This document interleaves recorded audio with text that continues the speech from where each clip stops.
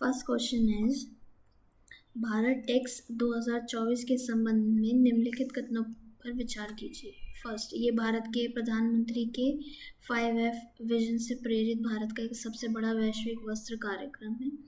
Option 2, ये innovative business practice and economic model in the textile value chain in India और textile grand innovation challenge जैसी पहल के लिए लॉन्च पैड के रूप में कार्य करता है। तो इसका सही जवाब है ऑप्शन सी, 1 और 2।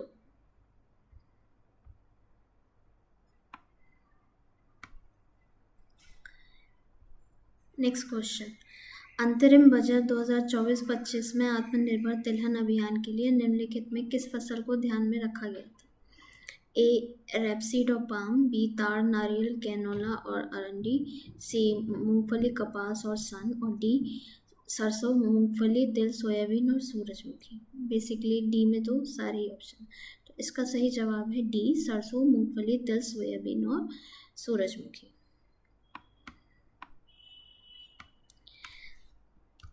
नेक्स्ट क्वेश्चन, निम्नलिखित में से कौन सा प्रावधान भारतीय संविधान में 86वें संशोधन अधिनियम 2002 द्वारा जोड़ा गया था?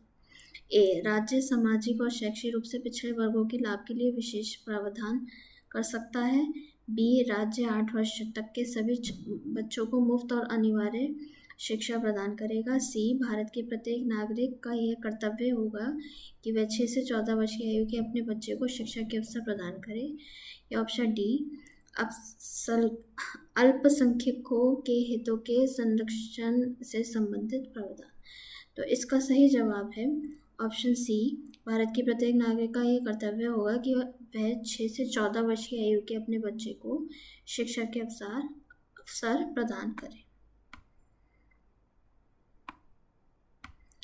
नेक्स्ट क्वेश्चन, सूची ए को सूची 2 से सुमेलित करना है। तो ये बताना है कि दीवाने अर्ज को क्या क्या कहते थे, नॉर्मल मतलब किस चीज़ का विभाग था। तो इसका पहले सारे ऑप्शन देख लेते हैं। अच्छा, तो दीवाने अर्ज को बोलते थे सैन्य विभाग, तो ए का होगा डी। और दीवाने रिसालत होता था अपील विभाग, अपील करने के लिए। सी होता है दीवाने इंशा होता था पत्राचार विभाग। और एक बच्चा पेंशन विभाग होता था दीवाने इश्तियाक। तो इसका सही जवाब है 4 का डी।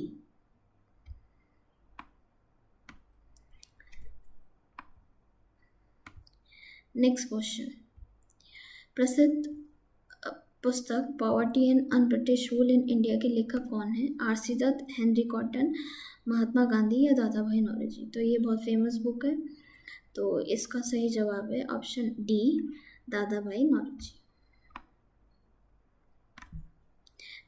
नेक्स्ट क्वेश्चन, भारत छोड़ो आंदोलन के संदर्भ में निम्नलिखित में से कौन सा कथन सही है? इसे क्रिप्स मिशन के असफलता के बाद शुरू किया गया था। वर्धा की बैठक में कांग्रेस कार्यकारिणी समिति ने गांधी जी को आंदोलन की कमान संभालने के लिए अधिकृत किया। ऑप्शन 3, इस आंदोलन के दौरान भारत में कई जगहों पर समानांतर सरकारें बनाई गई। तो 3rd ऑप्शन सही है। और बहुत सारी सरकारें बनाई गई थी समानांतर। ये समानांतर सरकार से भी क्वेश्चन आता है हमारा। बी भी ठीक, सेकंड भी ठीक है और फर्स्ट भी ठीक है। इसे क्रिप्स मिशन की सफलता के बाद शुरू किया गया था और वर्धा की बैठक में गांधी जी को कमान संभालने के लिए बोला गया था। तो इसका सही जवाब है ऑप्शन डी, 1, 2, 3। नेक्स्ट क्वेश्चन है, निम्नलिखित में से कौन सा सही सुमेलित नहीं है? तो चिली में तांबा होता है, ये सही है। और ब्राज़ील में चीनी, भारत में दूध, लेकिन सऊदी अरब में पेट्रोलियम, ये सही सम्मिलित नहीं है, प्रमुख निर्माता। ओके, सो 7th का बी।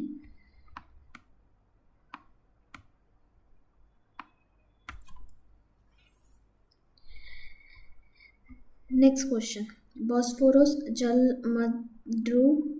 जल डमरू मध्य जोड़ता है लाल सागर, अदन की खाड़ी, काला सागर और मारवारा सागर, प्रशांत सागर और एजियन सागर, और हिंद महासागर और दक्षिणी चीन सागर। तो इसका सही जवाब है ऑप्शन बी।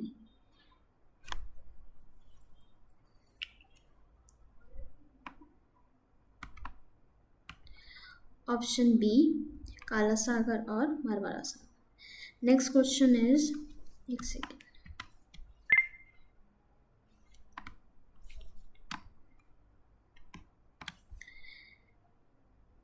नेक्स्ट क्वेश्चन, नाग नदी का उद्गम निम्नलिखित में से किस झील से होता है? नाग नदी, तो हुसैन सागर, रूपकुंड सागर और हुसैन सागर, अंबाझारी झील, रूपकुंड और अष्टमुड़ी।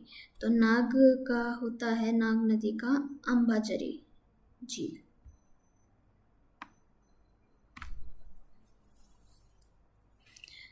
Next question,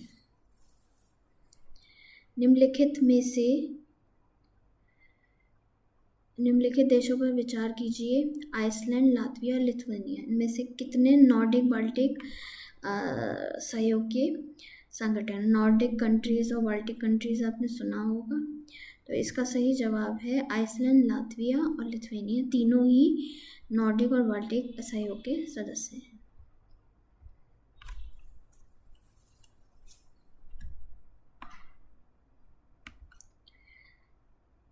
okay